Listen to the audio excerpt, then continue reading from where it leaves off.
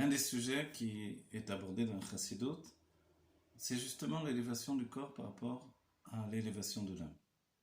Quand on utilise le terme d'élévation pour les deux, on comprend bien que les deux sont élevés.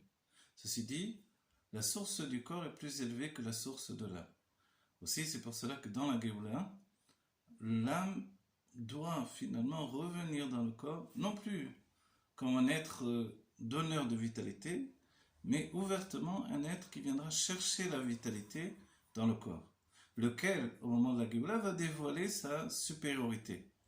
Et c'est ça le sujet de la Géoula, Olam Hafur Raïti, comme il est dit dans la Gemara, le fait que l'on voit un monde renversé. Un monde renversé où les grands sont petits, les petits sont grands, et finalement tout ce qui aujourd'hui est passé en second plan va se mettre en premier plan.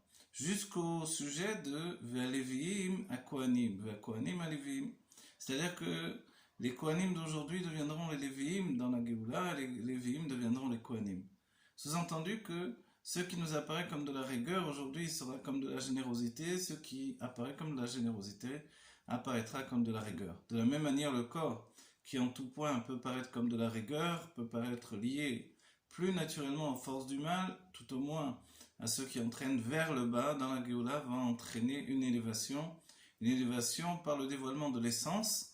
Et là, on découvrira que le vêtement de l'essence, comme un vêtement essentiel, c'est avant tout le corps et non pas l'âme. Pour bien comprendre ce fait-là, il faut dire que l'âme, elle n'est qu'une continuité de la lumière divine, laquelle est une part de Dieu lui-même, qui n'est pas un chidouche, une nouveauté dans la création du monde. Tandis que le corps, oui, c'est une nouveauté, c'est quelque chose qui n'a pas existé, et c'est pour ça que Dieu a voulu la création du monde pour ce corps, qui au final va dévoiler que pendant tout le temps de l'exil, il a exécuté la volonté de Dieu, par monts et par veaux, subit les réincarnations, subit les souffrances de la matière, et dans la Géoula, il reçoit sa récompense. La récompense, c'est le fait de briller comme un soleil qui va briller sur la lune, mais de manière inverse. La lune va briller de la même manière que le soleil, et les deux astres seront au même niveau. Alors va briller la lumière de la Géoula, et à cette lumière-là, on verra que le corps est bien supérieur à l'âme.